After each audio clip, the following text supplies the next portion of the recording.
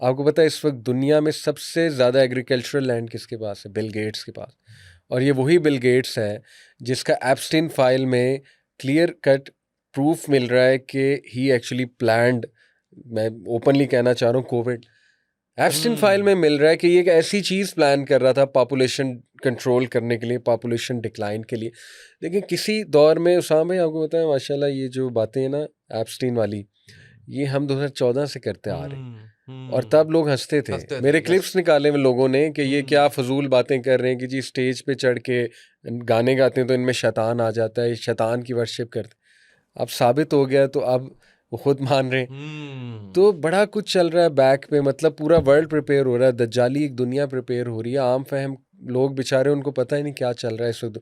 तो ये 4 कंट्रोल के टूल्स हैं। फूड तो फिर ही तो वो आके जो है ना वो कंट्रोल करेगा। देखें उसामा भाई आपने कहा टेक्नोलॉजी भी तो हो सकती है, देखें होगी, लेकिन आप खुद बताएं कि यार अब ये जो हदीस है कि वो मुर्दों को जिंदा कर देगा, अब कुछ लोग इसको वर्चुअल रियलिटी से कंपेयर कर रहे हैं। वो एक वीडियो भी वायरल हुई कि वो एक चाइनीज़ औरत है, उसने अपनी बेटी को वर्चुअल रियलिटी में ज़िंदा होते देखा, बाकायदा हाथ भी लगाया, तो बड़ा रोने लग गई, खुश हो गई। तो किसी ने कहा कि लो जी यही दज्जाल है। नहीं, आप खुद बताएं कि मैं और मेरे और आपके सामने कोई वर्चुअल रियलिटी में हमारे माँ बाप को दिखाए, हम उससे इंप्रेस होंगे? नहीं, बिल्कुल भी नहीं। मैं तो कहूँगा यार ये तो पागल बंदा है, मतलब मुझे पागल बना रहा है। तो फिर टेक्नोलॉजी तो ना हुई ना, वो तो रियल में उसके पास वो चीज। शैतान की बात बताई है ना, वो समझ में आती है कि वो रूप धार के आ जाए और वो ये नहीं, फिर उससे इंप्रेस क्या होना? अगर टेक्नोलॉजी, वो तो 1 मिनट में पकड़ा जाएगा। टेक्नोलॉजी तो मुझे आपको पता है टेक्नोलॉजी से कैसे बंदा चकमा देता है। असल कमाल ये होगा कि वो चीजें करेगा जो अभी मुमकिन नहीं है, जैसे जादू। जादू अभी हमें कहाँ देखने को मिलता है? हवाई चीजें उड़ती हैं, हमें कहाँ देखने को मिलती हैं? वो चीजें ऐसी होंगी कि मैं, अल्लाह माफ करे, आम इंसान मुतासिर होगा उससे कि यार ये वाकई स्ट्रेंज चीज है। तो ये असल में बात अच्छा है। ये अब दोबारा वहां पे चलते हैं कि गुस्से में वो जा रहा होगा। जी जी। तो ये साइंस सारे जाहिर उसके बाद होंगे। किसके बाद? ये जब जैसे ही वो इसके शाम के इलाके से शाम के इलाके की तरफ जा रहा होगा, तो ये साइंस उसके जाहिर हो चुके होंगे, या यहाँ से आगे सिलसिला शुरू होगा? अभी वो चलना शुरू होगा, पूरी दुनिया का चक्कर लगाएगा, अपनी आर्मीज को गैदर करेगा, ज़ाहिर इन्फ्लुएंस करेगा। मक्का मदीना नहीं एंटर होगा, बाकी हर जगह एंटर और कितना अरसा ये सारा दुनिया का? 40 दिन वो दुनिया में रहेगा जाहिर होने के बाद। टोटल 40 दिन। 40 दिन। नबी सल्लल्लाहु 1 डे लाइक अ ईयर, एक दिन उसका 1 साल के बराबर होगा। 1 डे लाइक अ मंथ, एक दिन मंथ के। 1 day like a week, rest of the days तुम्हारे दिन के मुताबिक। अब ये भी बड़ा इसको डिकोड करने की ज़रूरत है, उलमा को चाहिए इस पे ज़्यादा से ज़्यादा बात करें कि इससे क्या मुराद है। कुछ ने इसको इस तरह डिकोड किया कि 40 एक अंदाज़ा दिया गया है। जैसे मिसाल के तौर पे 40 को अगर हम कंसिडर करें कि ये तकरीबन 200 साल बनते हैं 40 दिन, तो 200 साल का 1 डे लाइक अ ईयर, इसकी कैलकुलेशन करके कुछ ने ये कैलकुलेशन कर साबित किया है कि ब्रिटिश एम्पायर उसका पहला 1 डे लाइक अ ईयर है। उसके बाद 1 डे लाइक अ मंथ वो अमेरिकन सिविलाइजेशन है। 1 day like a week Israel की स्टेट है, द ग्रेटर इसराइल। और उसके बाद वो खुद रूल करेगा 37 दिन। ये एक स्कॉलर हैं, उनकी इंटरप्रिटेशन है, उनका नाम नहीं लूंगा, लेकिन वल्लाहु आलम। देखें ये ऐसी चीजें उसामा भाई कि हतमी कुछ भी नहीं कहा जा इनके कहा नहीं जा सकता। हमारा ज्यादा जोर इस पे होना चाहिए कि बचना कैसे उस पर मैं आता हूँ, लेकिन वाकयात इसके बाद कैसे आएंगे तरतीब से वो जरा बता दीजिए। दज्जाल का जब खुरूज होगा तो देखें सबसे पहले तो वो जूस उसको फॉलो करेंगे, ये तो हतमी बात है, ठीक है। उसके बाद क्रिश्चियंस भी। उनको नहीं पता होगा दज्जाल है, वो तो उनके मजहब में भी तो दज्जाल का बताया गया होगा ना। देखें उसामा भाई, वो इतना बड़ा डिसीवर किस लिए? दज्जाल का मतलब क्या? दजल से निकला है, द ग्रेट डिसीवर। यानी जैसे मैं आपको कह रहा हूँ कि एक इंतहाई कैरिज्मेटिक इंसान आपके सामने हो, जो उसके करतूत ऐसे हो कि वाकई अच्छे करतूत हो। मतलब आप भी डिसीव, मैं भी डिसीव हो जाऊंगी, यार ये वाकई लीडर है, बहुत बड़ा लीडर है। ऊपर से उसका इंतजार किया जा रहा हो। अब देखें ये कोई जूइश हेटेड हम नहीं फैला रही, उनके स्क्रिप्चर में लिखा हुआ है, ये कोई एंटी सेमिटिक नैरेटिव नहीं है मेरा। जूस खुद कह रहे हैं कि हमारा एक मसीहा आना है, उसकी वो ग्राउंड प्रिपेयर कर रहे हैं। तो जाहिर है जब वो आएगा तो सबसे पहले वही फॉलो करेंगे उसे, ये सबसे पहला इवेंट होगा, ठीक है। मेरा सवाल ये है, वो हजरत इमाम मेहदी अलैहिस्सलाम या दज्जाल में कंफ्यूज तो नहीं है? यहूद तो हजरत ईसा और दज्जाल में कंफ्यूज है। असल में हजरत ईसा को मानना चाहिए था उन्हें। हज़रत ईसा मसीह आए थे उनकी तरफ, बनी इसराइल की तरफ, जी जी जी जी, और फिर नबी सल्लम आखिरी नबी आए। जी जी, तो उन्होंने ना हज़रत ईसा को माना ना नबी सल्लम को माना, वो तो वहीं अटके में। हज़रत सुलेमान के बाद टू बी ऑनेस्ट किसी नबी को उन्होंने सही से नहीं माना। हज़रत ज़करिया को भी उन्होंने बहुत ज़्यादा टॉर्चर किया। हज़रत जो है वो याहिया जो थे ज़करिया के बेटे, उनको कत्ल किया, इन्होंने ही कत्ल किया, ठीक है, इनकी अपनी किताबों में। तो अब ईसा अलैहिस्सलाम से यानी जिसको मानना चाहिए था उसको नहीं माना, और जिसका इंतज़ार किया जा रहा है वो फिर दज्जाल होगा डेफिनेटली। वो मसीहा, वो आके क्लेम करेगा कि आई एम योर किंग। जो सोलोमन टेम्पल बनाया जा रहा है वो उसके लिए बनाया जा रहा है कि जो सुलेमान सलाम का वारिस आएगा वो इसको रूल करेगा आके। तो वो क्लियर कट दीवार गिरिया पे भी इसलिए जाया जाता है, वो तो प्रॉपर इनकी एक इबादत है। हाँ जी, उसके मुझे अभी डिटेल नहीं पता, लेकिन ये कि वो इनकी एक इबादत है, एक रवायत है। अच्छा, उसके बाद हज़रत इमाम मेहदी अलैहिस्सलाम का जो है वो ज़ुहूर कितनी देर बाद होगा? पैरेलल है, हज़रत इमाम मेहदी का पहले होगा। अच्छा, और पहले होगा बिल्कुल। हज़रत इमाम मेहदी अपनी फोर्सेस के साथ मौजूद होंगे शाम के इलाके में। जी, इमाम मेहदी बाकायदा लीड कर रहे होंगे मुसलमानों को, और उनके हेल्प करने मदीना से एक बेस्ट फौज जाएगी। हदीस में आता है मदीना के इलाके से बेस्ट फौज जाएगी, और उनको सपोर्ट करने ये इलाकों का भी जिक्र आता है, पाकिस्तान का भी जिक्र आता है इन इलाकों का, कि यहाँ से भी अफवाज जाएंगी। ज़ईफ़ हदीस है, लेकिन उससे इस्तदलाल किया जा सकता है, उस लेवल का ज़ोफ़ नहीं है। तो उलमा ने कहा है कि हाँ यहाँ से भी सपोर्ट जाएगी, लेकिन मदीने का तो क्लियर आता है कि वहाँ से एक बेस्ट फौज उनकी मदद के लिए जाएगी। तो वो पहले आएंगे। वो दज्जाल को जब पता लगेगा इमाम मेहदी आए, फिर ही वो जंजीरें तोड़ के बाहर निकलेगा, ये हदीस में आता है। गुस्से में फिर वो बाहर निकलेगा। सबसे पहले तो इमाम मेहदी अलैहिस्सलाम का ज़ुहूर होगा, और उसके बाद जो है उसके बाद दज्जाल का। ईसा अलैहिस्सलाम तो फिर जब मुसलमान को पीक की हेल्प की ज़रूरत होगी, जो दज्जाल के आखिरी चंद दिन चल रहे होंगे, वो जो 37 दिन है, रेस्ट ऑफ द डेज, उन आखिरी चंद दिनों में ईसा अलैहिस्सलाम आएंगे, और इमाम मेहदी मुसलमानों को नमाज में लीड कराने लगेंगे। वो मस्जिद दमास्कस में है इस वक्त, दमिश्क में वो मस्जिद अभी तक है वहाँ पर। वहाँ इमाम मेहदी लीड कराने लगेंगे, फजर की नमाज गालिबन होगी। तो फिर फरिश्तों के कंधों पे इस तरह हाथ रख के ईसा इस्लाम नाजिल हो रहे होंगे, उनके जो बालों से पानी कतरे टपक रहे होंगे, ये हदीस में बाकायदा अल्फाज आते हैं। और फिर ईसा अलैहिस्सलाम फजर की नमाज जो है वो इमाम मेहदी के गालिबन पीछे पड़ेंगे, लीड नहीं करेंगे, मेरा ख्याल यही है। और फिर वो दज्जाल को कत्ल करेंगे, ये विद इन डेज होगा। हज़रत ईसा अलैहिस्सलाम दज्जाल को कत्ल, बिल्कुल सही है, क्योंकि दज्जाल को वही डिफीट कर सकते हैं, ईसा अलैहिस्सलाम। बिल्कुल सही है। अच्छा, और उसके बाद दुनिया खात्मे की तरफ है। उसके बाद 40 साल का आता है, ईसा इस्लाम रूल करेंगे, और फिर अल्लाह ताला जो याजूज माजूज है उनका जिक्र आता है। याजूज माजूज इसके बाद है, एंड पे। याजूज माजूज ईसा इस्लाम के दौर के एंड में है। जी। अच्छा। और वो उन्हें डिफीट नहीं कर सकेंगे याजूज माजूज को। फिर दुआ करेंगे, मुसलमानों को एक पहाड़ की तरफ ले जाएंगे, वहाँ जाके दुआ करेंगे तो अल्लाह बारिश एक बरसाएगा, उससे उनकी डेथ होगी याजूज। फिर आसमान से लंबी लंबी गर्दनों वाले वो जानवर आएंगे, और वो उठा के उनकी लाशों को ले जाएंगे। क्लियर जो है वो हो जाएगा। याजूज माजूज कहाँ है इस वक्त? दीवार के पीछे हैं। वो दीवार कहाँ है, इस पे बड़ी डिस्कशन मौजूद है। कोई स्कॉलर चाइनीज़ को कह देते हैं याजूज माजूज। डॉक्टर इसरार का व्यू था उनका, ही यूज्ड टू बिलीव कि चाइनीज़ हैं याजूज माजूज, क्योंकि वो दीवार में सुराख तो नबी वसल्लम के दौर में ही हो गया था ना। अल्लाह के नबी वसल्लम ने कहा कि अरब्स के लिए हलाकत है, क्योंकि आज इतना सुराख हो गया है उस दीवार में। हदीस में आता है ना कि वो दीवार चाटते हैं जी, और इंशाल्लाह कहना भूल जाते हैं, तो फिर वो दोबारा से दीवार फुल हो जाती है। तो नबी वसल्लम ने फरमाया कि आज का दिन में हलाकत है, क्योंकि दीवार में इतना सुराख हो गया। तो कुछ उलमा से इस्तेदलाल करते हैं कि इसका मतलब कि वो निकलना शुरू हो गए थे तब से, क्योंकि सुराख हो गया तो इसका मतलब खुल रहा है। अच्छा, कुछ कहते हैं, ज्यूज़ को कह देते हैं, वो कहते हैं कि ये जो है ना कि तादाद में बहुत ज़्यादा होंगे, ये एक मेटाफोरिक बात है, यानी लिटरल बात नहीं है। मेटाफोरिक से मुराद है, यानी कि लिटरल तो ये है ना कि वो तो फिर पूरी उसमें ज़मीन पे जो है वो होंगे। असल में वो जो स्कॉलर्स हैं ना जो कहते हैं ये ज्यूज़ हैं, वो इससे इस्तेदलाल करते हैं, इस पॉइंट से वो ये कहते हैं कि असल में हर एक को अपने जैसा बना लेंगे, यानी ज़ॉम्बी टाइप बना लेंगे, और हर बंदा याजूज माजूज बन जाएगा। हर बंदा, अब ये इससे क्या मुराद है कि समंदर भी पी जाएंगे, हर चीज़ खा जाएंगे। इससे मुराद है कि हर बंदा इतना मादा परस्त हो जाएगा कि अपनों को ही खाने लग जाएगा। लेकिन ये बड़ी फार फेच्ड इंटरप्रिटेशंस हैं। आपकी अंडरस्टैंडिंग क्या डेवलप? मेरी अंडरस्टैंडिंग यही है कि मैं तो लिटरल अप्रोच की तरफ ही जाता हूँ कि होंगे इसी तरह से, जैसे बिल्कुल वो बड़ी अजीबोगरीब मखलूक होगी, क्योंकि उस टाइम पे बड़ी अजीबोगरीब चीज़ें हो रही होंगी। तो ये कोई बईद नहीं कि ज़ाहिर है अल्लाह के नबी ने फरमा दिया कि वो ऐसे होंगे, तो मैं तो मानता हूँ ऐसे ही होंगे, और लिटरली वो समंदर भी पी जाएंगे, पानी भी पी जाएंगे। और देखें मूवीज़ में भी जैसे एलियन अटैक दिखाया जाता है, इसी तरह की चीज़ें दिखाई जाती हैं ना, तो रियलिटी में भी हो सकता है। और ये जो है कोई मजहब की इनकी जंग नहीं होगी, इन्होंने पूरी दुनिया का खात्मा करना इन्होंने होगा। वैसे इनका मिशन है कि बस तबाही मचा हाँ, देना। हर जगह तबाही मचाना, तो हज़रत ईसा की फौज भी इन्हें डिफीट नहीं कर सकेगी, फिर वो दुआ करेंगे। बिल्कुल सही है। अब इसके बाद जो है वो फिर हशर इसके बाद ही है। इसके बाद फिर काफ़ी साल बदतरीन एक दौर चलेगा जब लोग सड़क पे जिना करने लगेंगे। ये 40 साल जो हज़रत ईसा अलैहिस्सलाम उसके बाद एक और दौर है जो बदतरीन दौर होगा, जिसमें मोमिनों को अल्लाह ताला उठा लेंगे और बदतरीन लोग सिर्फ रहेंगे यहाँ पे। उसमें काबा भी तबाह हो जाएगा। आपको पता है आखिर ज़मा जो है उसमें काबा की भी तबाही का जिक्र है। एक एबिसिनियन हबशी का जिक्र है जो काबा को तबाह कर देगा आगे।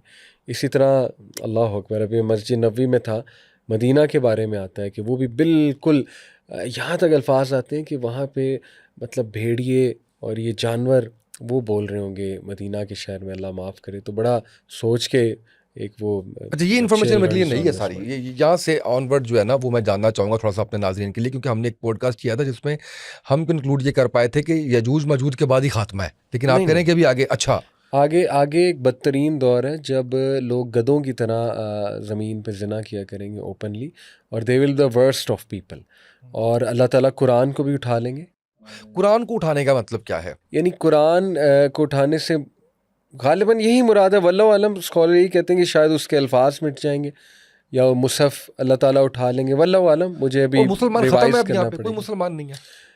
मोमिन को उठा लेंगे अल्लाह ताला, बदतरीन लोग बस रहेंगे उसके बाद। और ये कितना अरसा रहेगा? इसका मुझे देखना पड़ेगा, लेकिन ये एंड टाइम्स में यही है। अब ये कितना अरसा रहेगा, शायद 7-8 साल में भी सही, लेकिन सही रहेगा ये। और उसके बाद क़यामत है।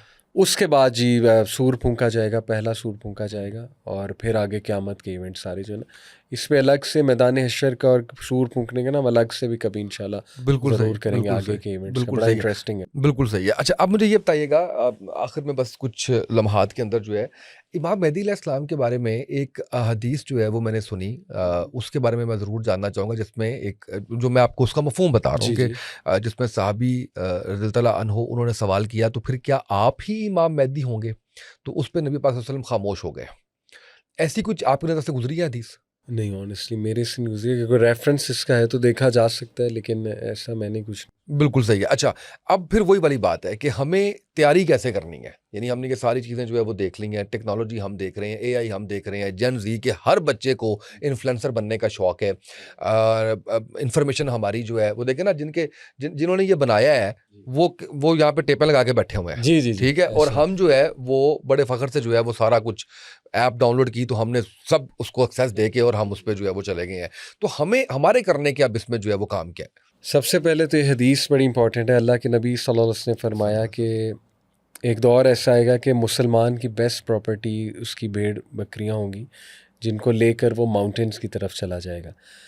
इससे साबित ये होता है कि इस दौर में एग्रीकल्चरल लैंड का होना आपका अपना, जिस पर आप अपनी सब्जियां उगाएं। अब ये सुनने में बड़ा मुश्किल लगता है, लेकिन आपको पता है कि पूरी कम्युनिटीज़ गोरों में ये कर रही हैं। उन्होंने बंकर्स बनाए हुए हैं, मतलब उनको क्रेज़ी कहते हैं लोग, लेकिन वो अपनी सब्जियां उगा रहे हैं, वो ऑर्गेनिक डाइट ले रहे हैं, और वो शहरों से दूर है। एक तो ये सोल्यूशन मिलता है कि शहरों से दूर, शहरी लाइफ से दूर, तो आउटस्कर्ट्स में, ये नहीं कि बिल्कुल ही कट ऑफ, आउटस्कर्ट्स में जाया जाए। इसलिए जिसके पास आज ज़मीनें हैं अच्छा है अल्हम्दुलिल्लाह, आपकी भी माशाल्लाह अच्छी बात है। तो उसमें ना लेकिन ग्रोथ होनी चाहिए, सब्जियां वगैरह, और ये अपने फूड्स उगाने चाहिए। और जितना टेक्नोलॉजी से बंदा आहिस्ता आहिस्ता दूर हो, ऑर्गेनिक लाइफ की तरफ जो है ना वो ज़्यादा जाए, क्योंकि ये जितना आप एल्गोरिदम्स के अंडर है ना, उतना आप दज्जाल का शिकार 100% होंगे। अली भाई, आपके उस पे मेंटल पीस पे भी तो बड़ा असर होता है। जी तो इतनी रिसर्च है, ऑफ कोर्स उस पे भी अब तो ये कहा जा रहा है कि 40 दिन जरा छोड़ के देखें। हाँ, तो आप देखें कि आप कैसे वापस आ जाएंगे, आप जिंदा हो जाएंगे। आप सही बात इस हद तक हम है कि ना हमें नींद आती है ना वो आती है। इसके अलावा और चीज़ें मैं ज़रूर जानना चाहूँगा, क्योंकि हमारा आप समझ लें कि टेक होम यही है। बिल्कुल टेक होम यही है। देखें, सबसे ज़रूरी तो सूरह कहफ है। अल्लाह के नबी सल्लल्लाहु अलैहि वसल्लम ने फरमाया कि जो इंसान सूरह कहफ की पहली 10 आयात याद कर देगा, वो फितना दज्जाल से महफूज, अल्लाह ताला उससे महफूज कर लेगा। एक हदीस में आखिरी 10 आयात का भी है। याद, जब भी हदीस में कोई चीज़ ये ऐसा हुक्म आया ना कि याद करो, उससे मुराद अमल भी है, उससे मुराद समझना भी, ऑटोमेटिकली पहली 10 आयात को याद करने से मुराद समझना भी है। तो समझें तो क्या समझ लगती है, उसमें 3 मेन मैसेज हैं पहली 10 आयात में। सबसे पहले अल्लाह का पावरफुल तारुफ कि अल्लाह है कौन। दूसरा रिसालत कि अल्लाह ही है जिसने अपने अब्द पर किताब भेजी है। तीसरा उसमें मिलता है दुनिया की रियलिटी, इन्ना जअलना मअल अर्ज़ि ज़ीनतन लहा लिनब्लुवहुम अय्युम अहसनु अमला व इन्ना लजाइलूना मा सईदन जुरूज़ा। ये दुनिया पे जो कुछ तुम्हें ग्लिटर नज़र आ रहा है, ये जीनत है, इसने ख़त्म हो जाना है। दुनिया की रियलिटी ब्रेक करता है अल्लाह। ये चटियल मैदान हम बना देंगे, तो इतना दिल ना लगाना, इतना पागल ना हो जाना कि अपने आप को ही भूल जाओ, अपने मिशन को भूल जाओ। फिर अल्लाह ने अपना तारुफ किया, मैं कौन हूँ, धोखा ना खाना। ठीक है, अल्लाह ताला काना नहीं है ना, इसने कहा मैं तुम्हें दज्जाल की एक ऐसी क्वालिटी बताता हूँ, मतलब ऐसी निशानी कि तुम पहचान लोगे इससे कि वो काना है, तुम्हारा रब काना नहीं है। इससे क्या मुराद है, अल्लाह डिफेक्टिव नहीं है। काना होना एक डिफेक्ट है, अल्लाह ताला परफेक्ट है। अल्लाह पे शक नहीं करना, अल्लाह के फैसलों पे शक नहीं करना। ये तौहीद, जितनी तौहीद पक्की होगी वो एंटीडोट है। तवक्कुल जितना पक्का होगा, क्योंकि उस टाइम तवक्कुल वाले बचेंगे। जब भूख होगी, प्यास होगी, क्या चीज़ सस्टेन कर रही होगी मुनीन को, जिक्र, अल्लाह का जिक्र, तवक्कुल पे मैंने आपके साथ तवक्कुल पे बैठना है एक दफा। बिल्कुल बिल्कुल करेंगे सर, बड़ा अमेजिंग टॉपिक है, बहुत जरूरी है। मैं समझता हूँ हमें समझ बड़ी देर से आती है, बिल्कुल कभी ये जल्दी जिंदगी में समझ आ जाना, क्या बात कि है तवक्कुल सर, ये तो करना कमाल कैसे, टॉपिक है, तो ये जरूर करेंगे। फिर देखें, सॉरी मैं बता दूं कि रिसालत का जिक्र है उसमें। अल्लाह ने कहा अल्हम्दुलिल्लाज़ी अनज़ला अला अब्दिहिल किताबा व लम यजअल लहू इवजा। तमाम तारीफ़ अल्लाह की जिसने अपने अब्द पे, बंदे पे किताब नाजिल की, वलम यजअल लहू इवजा, जिसमें कोई कन्फ्यूजन नहीं है। देखें, ये एंटीडोट है। दज्जाल का दौर इतना कंफ्यूजिंग होगा, इतना, क्योंकि नैरेटिव्स बहुत होंगे। आप खुद देखें उसामा भाई, आज किसी वीडियो पे यकीन किया जा सकता है? मेरे अब्बू मासूम है, जाहिर है पुराने दौर के हैं। कल मुझे दिखा रहे कि देखो ईरानियों ने अमेरिकन सोल्जर्स कैप्चर कर रही हैं और ना ला इलाहा इल्लल्लाह के नारे लग रहे हैं। मैंने कहा अब्बू जी एआई वो बेचारे, उनको नहीं पता। तो आज किसी वीडियो पे आप यकीन नहीं कर सकते, इतना कंफ्यूजिंग दौर है। लेकिन कुरान और हदीस को कोई चेंज नहीं कर सकता। आप देखें अल्लाह ने हमें दे क्या दिया, किसी की जुर्रत नहीं हो सकती ताकि हम कुरान और हदीस को चेंज करके दिखाएं। तो अल्लाह ने कहा कि यही है, इसी को थाम लो, कंफ्यूजन का शिकार ना हो। इसमें कोई कजी नहीं है, इसमें कोई टेढ़ नहीं है। कुरान में, कुरान को थाम लो। कुरान से मुराद फिर हदीस भी है, नबी वसल्लम के तरीकों को थाम लो, ठीक। और फिर वो जो दुआ है सुभान अल्लाह, असहाबे कहफ की, अम हसिबता अन्ना असहाबल काफी व रकीमी कानू मिन आयातिना जावा इज़ अवल फितियतु, देवर फितिया। देखें, शबाब और फितिया में फ़र्क है। अरबी में जो यंग का वर्ड है वो शबाब है, लेकिन अल्लाह ने ये नहीं कहा इज़ अवल शबाब, अल्लाह ने कहा इज़ अवल फितियतु। फितिया एक ख़ास किस्म का यंग इंसान होता है अरबी की पोइट्री के मुताबिक, अरेबिक लैंग्वेज। फितिया फता से निकला है, जो अरेबिक का वर्ड है। फितिया होता है एक ऐसा नौजवान जो क्रिटिकल थिंकर है, जो करेजियस है, जो ब्रेव है, जो फ्लो के अगेंस्ट जाता है। ये सब फितिया की क्वालिटीज़ हैं। तो अल्लाह ने कहा बेशक वो यंग लोग थे साहबे का, जो केव में जाके जिन्होंने पनाह ली। तो एक और सोल्यूशन मिल गया, दज्जाली दौर में केव्स बनाओ अपने, जितना ट्रेंड से दूर भाग सकते हो ना। देखें उसामा भाई, जो चीज़ मशहूर है ना उससे भागना चाहिए। ये चैट जीपीटी से एक बंदे ने पूछा था कि आज अगर मुझे बचना है, गोरे ने पूछा था, ये नहीं पूछा दज्जाली फितने, उसने कहा वैसे ही मुझे बचना है, सिस्टम से बचना है, तो क्या करूं? उसने एक जुमले कहा, हर ट्रेंड से भागो। जो चीज़ मशहूर है ना, जो चीज़ ट्रेंडी है, समझ लो कि वो काम खराब है, काम खराब, अल्लाह माफ़ करे। बिल्कुल सही। तो ये अली भाई, आखिर में ना एक चीज़ मैं बड़े दिल से जो है वो बयान करना चाह रहा हूँ, और अगर मैं कहीं पे गलत हूँ तो मुझे आप इस्लामिक पॉइंट ऑफ व्यू से ज़रूर उसकी तस्हीह कीजिएगा, और अगर आप कहेंगे तो मैं इसको काट भी दूंगा। मैं जानना ये चाह रहा हूँ कि हमें ना गुनाह सवाब सिखाया गया, बताया गया, बहुत ज़रूरी है। आपको एक तरफ अजर और एक तरफ सदा का कंसेप्ट जो है वो बहुत ज़रूरी है। हमें कुरान पाक पढ़ने के हवाले से बताया गया कि एक लफ्ज़ पढ़ोगे तो 10 नेकियां मिलेंगी। अली भाई, उर्दू में पढ़ने से नेकी नहीं मिलेगी। हम कितना दूर चले गए हैं इस चीज़ से कि ज़रूर पढ़ें अरबी में। मैं ये बिल्कुल नहीं कह रहा कि अरबी में नहीं पढ़ना, लेकिन उर्दू में पढ़ना हमारी किसी प्रायोरिटी में रह ही नहीं गया। हम सीख ही नहीं पाते, हम समझ ही नहीं पाते। मैं चाहूँगा नाज़रीन से मुझे कमेंट्स में बताएं कि कितने लोगों ने पढ़ा हुआ है तर्जमे के साथ कुरान पाक। आप पढ़ेंगे नहीं तर्जमे के साथ, यानी हमारा जो कंसेप्ट होता है, बड़ी माज़त के साथ मैं अगर तो कोई ऐसा आप समझे कि मैं ये बात ठीक नहीं कर रहा, मुझे मेरी तस्दीक करवाएं कि रमज़ान में मैंने इतने कुरान ख़त्म करने हैं, ज़रूर कीजिए। जी। आप तर्जमे के साथ कितने पढ़ रहे हैं, आप उसके तर्जमे को कितना समझ रहे हैं, वो जब आप समझेंगे नहीं तो आपने क्या मुकाबला करना है, आपने क्या वो करना है, इस पे ज़रूर मुझे मेरी रहनुमाई कीजिए। देखें यही बदकिस्मती हमारी। अच्छा देखें उसामा भाई, जब भी हदीस में कुछ ऐसा है ना कि उसको पढ़ो तो उससे ऑटोमेटिक मुराद होती है उसको समझ के पढ़ो। हुँ, हुँ, ये तो देखें नबी जब कोई बात करता है ना तो बड़ी डीप बात होती है, हुँ। तो ऑटोमेटिक उसमें यही मुराद है कि उसको समझ के पढ़ो। बाकी अरबी में हाँ पढ़ने का सवाब अपनी जगह मौजूद वो है। 10 नेकी है, तो मैं कहता हूँ अगर इससे आप पढ़ते हैं तो सुभान अल्लाह। इस पे आप जब अमल कर रहे होते हैं ऐसे ही है, तो ऐसे वो ही है। कितने हज़ार कितने नेकी हज़ार आपकी जो है वो बन जाती है उसमें। बिल्कुल ऐसे ही सर। देखें हदीस है, एक सहाबी ने फरमाया कि नबी ने फरमाया कि जो कोई भी सूरह कहफ वैसे पढ़ेगा जैसे वो नाजिल हुई थी, जैसे पढ़ने का हक है, वो फितना दज्जाल से बचेगा। तो हुँ, यहाँ पे आ गया ना हुँ, कि सिर्फ अरबी में नहीं पढ़नी, हुँ, उसको समझना है। जैसे अभी उसामा भाई, मैं रोज़ा रसूल से जब हम गुजरते हैं तो बड़ी खुशी होती है कि पाकिस्तानियों की ख़ास अकीदत होती है। हाँ, जिस तरह वो झुक के गुजर रहे होते हैं, नबी से मोहब्बत बहुत है, इसमें हाँ, कोई शक नहीं। कोई नो डाउट। नात पढ़ रहे होते हैं, अच्छी बात है, बड़ा वो अल्फाज खूबसूरत होते हैं। लेकिन मैं फिर नोट करता हूँ कि यार अमल कितना है। हुँ, फिरासत खाई है बहन की, प्लाटों में कब्जे किए हुए, अल्लाह माफ़ करे, ताल्लुकात तोड़े हुए हैं, रिश्ते तोड़े हुए हैं, ठीक है ना, मतलब लड़ाई झगड़े चल रहे हैं। तो ये हुँ, नबी की टीचिंग्स ये हैं। अगर हुँ, आप मोहब्बत कर रहे हैं, वहाँ सर झुका के गुजर रहे हैं, तो नबी की टीचिंग्स पे भी तो आप अमल करें ना। एक बंदा हुँ, इतना करीब है रोज़े के, लेकिन नबी की सुन्नत से दूर है, उनकी टीचिंग से दूर है, तो वो करीब नहीं है। और एक हुँ, बंदा जितना मर्जी दूर है नबी से फिजिकली, हुँ, लेकिन अल्लाह के नबी की टीचिंग्स पे अमल कर रहा है, तो वो करीब है। हुँ।